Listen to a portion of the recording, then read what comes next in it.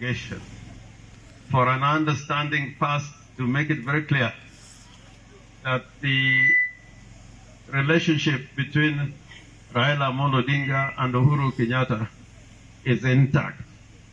And we know that it is built on a rock and nobody can assail it or bring it down. And they made that handshake in the year 2018 first to bring peace to Kenya, peace and stability. And they have brought peace and stability to Kenya.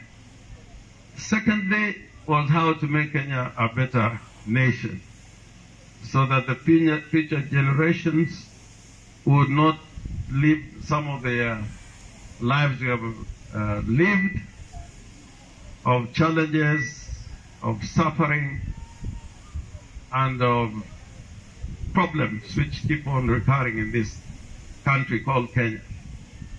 So in that respect, I wanted to say the following. One, Raila Amolo Odinga and Uhuru Kenyatta have committed themselves in this second phase. The first stage was the handshake and bringing peace and stability. The second stage was BBI.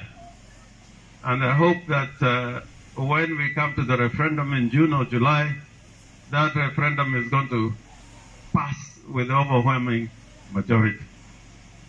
And we praise the people of Siaya for being number one in terms of county assemblies in the entire republic and showing the way how it should be done.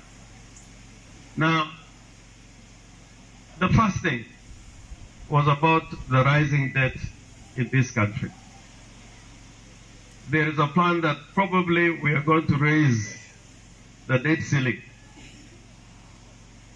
And it is important to appreciate that the burden of debt can oppress a nation for generations.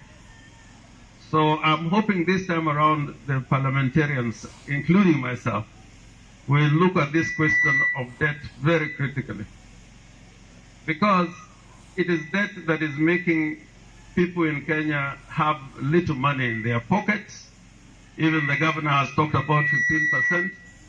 That 15%, if you have debts, they have to be paid. The Constitution says you must pay your debts first. So any rising debts is going to lead to circumstances where there is not enough money to bring to the county. So serious. In this country,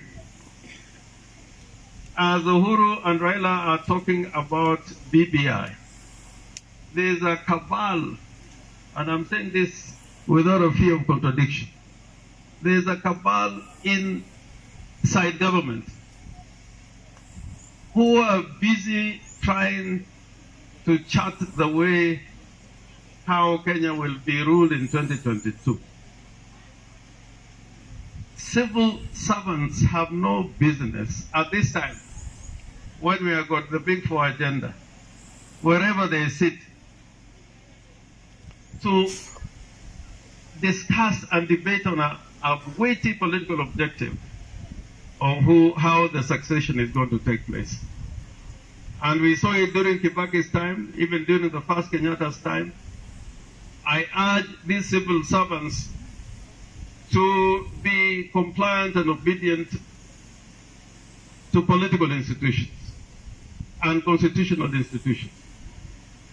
Because what we have witnessed in the last 3-4 months, and I'm talking as somebody who have seen how government works, whenever civil servants who are part of a cabal try to chart the destiny of a nation for their own personal interests, there can never be any peace. So this is just a warning shot, because we are going to expose these people. They are trying to derail us. They have already declared in their mind who is going to lead, who is going to rule Kenya next year. And I'm telling them, you are sowing, you are reaping where you have not sown. You are reaping where you have not sown. Without Raila Odinga, you could not be planning that issue of succession. So listen to these two principles, Raila Amolo Odinga and Uhuru Kenyatta.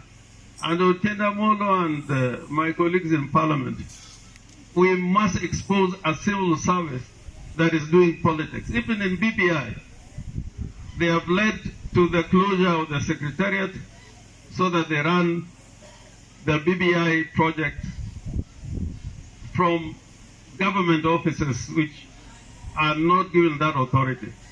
That we had, it was Professor Anyang' Nyong'o of Kisumu and Kiraitu Murungi who were leading the process of the referendum. I therefore hope that this thing is going to be taken seriously so that these institutions, the way they are behaving, even in elections, you've seen how elections have been held this year. That cannot be an election. And I'm sure if any of these elections were to be taken through a court of law, Tinda Molo would be a witness. On account of what has happened, on an election day there should be peace, not violence. And the violence in Matungu and everywhere has been generated by these forces within the government. And they must be exposed. Because they had interest in Matungu, they had interest everywhere. But at least in Kisi, we defeated their interests, and ODM won. Omewacha no Oromo, Monwetena Hegani.